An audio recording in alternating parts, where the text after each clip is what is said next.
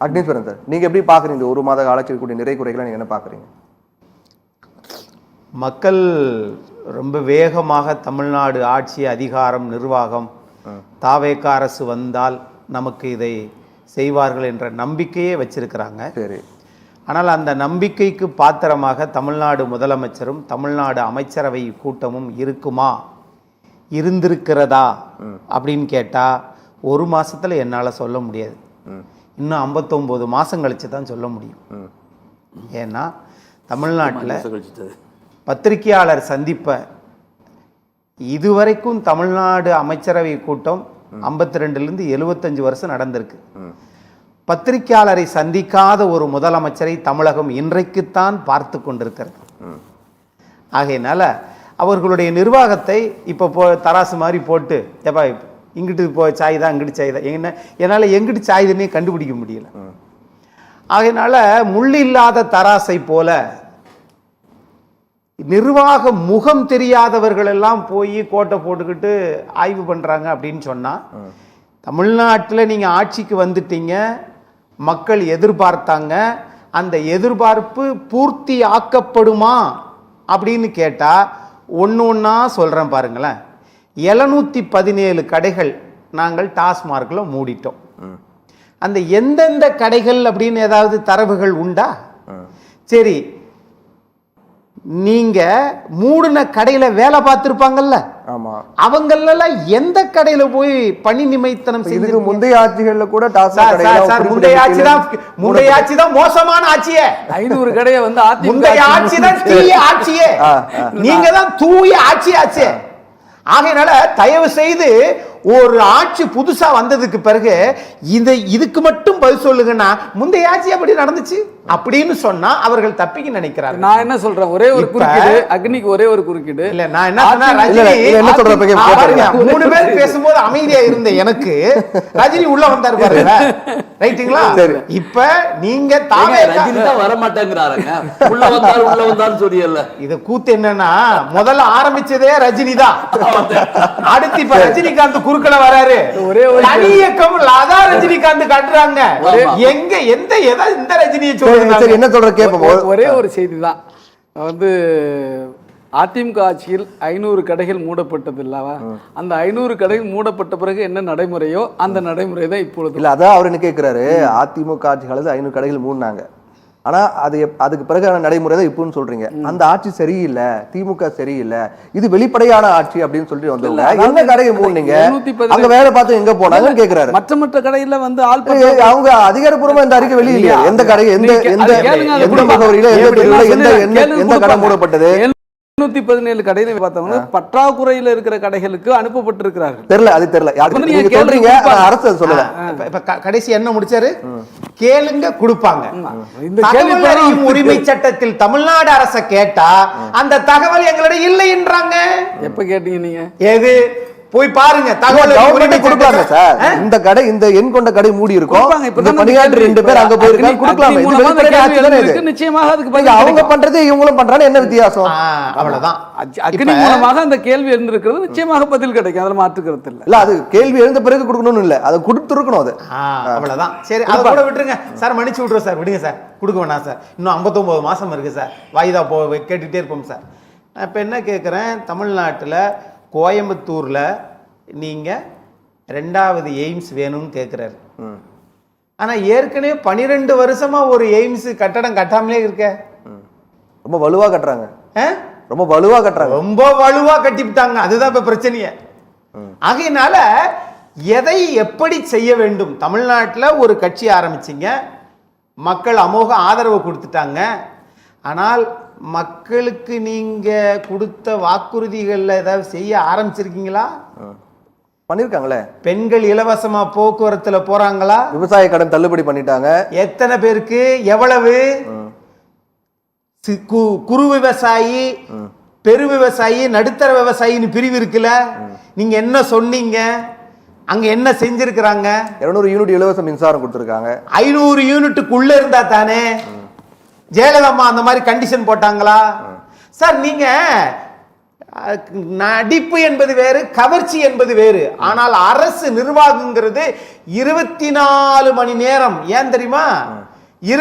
அதனாலதான் 24 கோடுகளை சொன்னாங்க. தேசிய கொடியிலோட 24 கோடு இருக்கும். ஏன்னா அரசாங்கம் 24 மணி நேரம் இயங்கிக்கிட்டு இருக்கணும்ன்றதுனால நமக்கு அதெல்லாம் இப்ப தேவையில்லைன்னு வச்சுக்கோங்களேன்.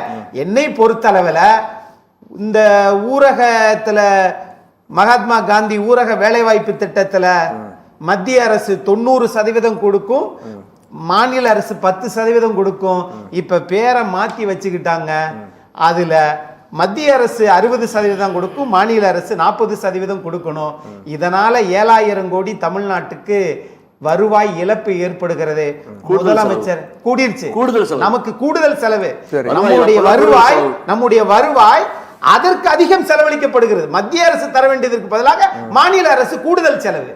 ஆக இதை பற்றி என்னைக்காவது முதலமைச்சர் நிதி ஆயோக்லயோ வேற எங்கேயாவது கேட்டாரா, பேசினாரா? சரி, அதை கூட விடுங்க சார். மே மாசம் 19 டிஎம்சி தண்ணீர் வேணும், ஜூன் மாசம் 19 டிஎம்சி தண்ணீர் வேணும். இது ரெண்டையும் சேர்த்து எங்களுக்கு இந்த மாதம் ஜூன் மாதம் 12ஆம் தேதி திறந்து விடப்பட வேண்டும், தண்ணீர் இல்லைன்றாங்களே, விவசாயிகள் கஷ்டப்படுறாங்களே அப்படின்னு சொல்லிட்டு ஏதாவது மங்களூருக்கு போன தமிழ்நாடு முதலமைச்சர் அதே கர்நாடக முதலமைச்சர்கிட்ட பார்த்து பேசினாரா? ஏன்னா இவங்களுக்கு இன்னும் 59 மாசம் கால அவகாசம் இருக்கு. ஆகையினால தமிழ்நாட்டில் ஒரு புதிய ஆட்சி வந்திருக்குது. அந்த ஆட்சியை நாங்கள் குறையும் சொல்லல, பாராட்டவும் செய்யல. மக்கள் ஓட்டு போட்டவர்களுக்கு தாங்கள் என்ன நோக்கத்துக்காக போட்டாங்களோ அந்த நோக்கத்தை நிறைவேற்றக்கூடிய அரசாக மாறுமா இல்லையா என்று பார்ப்பதுக்கு முன்னாடி நிர்வாகத்தை சரி பண்றாங்களோ இல்லையே தெரியல, மக்களுடைய குறைகளை கேட்கிறாங்களோ இல்லையே தெரியல. அதிமுக கட்சியிலிருந்து ஆள் பிடிக்கிற வேலையை தாவேக அரசு சிறப்பா செஞ்சுட்டு பேசுவோம். அக்னீஸ்வரன் சார், ரொம்ப நெருக்கடி கொடுக்கப்படுது, ஒரு அழுத்தம் கொடுக்கப்படுது. எது ஒண்ணுனாலும் உடனே பாருங்க இப்படி பண்றாங்க, மோசமா போச்சு, சரியில்லை அப்படின்னு ஒரு அழுத்தம் கொடுக்கப்படுதா? 2 வருஷத்துல ஆட்சி பிடிக்க தெரிஞ்சவங்களுக்கு 1 மாசத்துல தமிழ்நாட்டில் என்னென்ன பிரச்சனைகள் இருக்குன்னு ஆராய தெரியலையா என்ன? 34,000 வாட்ஸ்அப் குழுக்கள் மூலம் தமிழ்நாட்டில் 10 தொலைக்காட்சி நிறுவனங்கள், 10 தொலைக்காட்சி நிறுவனங்கள்ல ஒரு தொலைக்காட்சி நிறுவனங்கள்ல கூட அவர்களுக்கு ஆதரவாக இல்லாத போது ஒரு கட்சி தமிழ்நாடு முழுக்க 234 தொகுதிக்கும் போகாம யாருகிட்டையும் 10 பைசா காசு வாங்காம வேட்பாளரை நிறுத்தி அந்த 234 வேட்பாளர்களும் முதலமைச்சருக்கு நிறுத்தினவருக்கே தெரியாது. அது மாதிரி நின்றவங்களுக்கு என்ன கட்சி என்ன கொள்கைன்னு தெரியாது. அப்படி ஆட்சி பிடிக்க தெரிந்த உங்களுக்கு இல்ல, அப்பேற்பட்டவங்களுக்கு மக்கள் வாக்களிச்சிருக்காங்கன்னா பாருங்க, முந்தைய ஆட்சி மேல எவ்வளவு அதிருப்தி இருந்திருக்காங்க அதிமுக திமுக மேல. அது கரெக்ட். ஆனா முந்தைய ஆட்சி மீது அவங்க ஏதாவது 1 மணி நேரம் கரண்ட் கட்டாச்சா? கட்டாச்சு. எப்போ? 2008 2011 காலகட்டங்கள்ல. அதனாலதான் திமுக ஆட்சி மாறினதுக்கு பிறகு 15 ஆண்டுகள்ல கரண்ட் கட்டாச்சா சார்? தேர்தல் நேரத்துக்கு கட்டாச்சு. தேர்தல் நேரத்துல எல்லாரும் பிரச்சாரத்துக்கு போனா கட்டாகத்தான் சார் செய்யும். ஆனால் நீங்க ஜெயிச்சதுக்கு பிறகு கட்டாகிச்சு. கேட்டா அவங்க என்ன சொல்றாங்க தெரியுமா? பீஸ்காரரை புடிட்டு போயிட்டாங்களாம். அது கிடையாது. ஏன்னா திடீர்னு நீங்க தாவேக்காவுக்கு ஆதரவா போகிற போது, சரியா, விசிகாவே தாவேக்காவுக்கு ஆதரவா போகிற போது 8 சீட்டு வாங்கினாங்க. எப்படி? கம்யூனிஸ்ட்ல இருந்து 2 சீட்டு, அது மாதிரி மார்க்சிஸ்ட்ல இருந்து 2, சிபிஐ சிபிஎம்ல இருந்து 2 வாங்கி விசிகா வாங்குனாங்க. அது ஒண்ணு வாங்கி இவங்களுக்கு ஏற்கனவே 6 8 ஆயிடுச்சு. 8 சீட்டை திமுக வாங்கிட்டு 2 சீட்டை வெற்றி பெற்று தாவேகாவுக்கு மாறினீங்க பாருங்க. அக்னீஸ்வரன் தமிழ்நாட்டு என்ன நிலைப்பாடு? ஆகையினால நாங்க தமிழ்நாடு முதலமைச்சரை இதை செய்யுங்கன்னு நாங்க சொல்லல, இதை செய்வீங்கன்னு எதிர்பார்க்கல. ஆனா பத்திரிகையாளரை சந்திப்பீங்கன்னு நாங்க எதிர்பார்க்கல. இன்னும் உங்களுக்கு 59 மாசம் இருக்கு. மக்கள் பார்த்துக்கிட்டு இருக்கிறாங்க. ஓட்டு போட்டவங்களே நல்லது ஒரு முடிவை எடுப்பார்கள். அப்படித்தான் நான் பாக்குறேன். அதிருப்தியில் இருக்காங்க சொல்றீங்களா?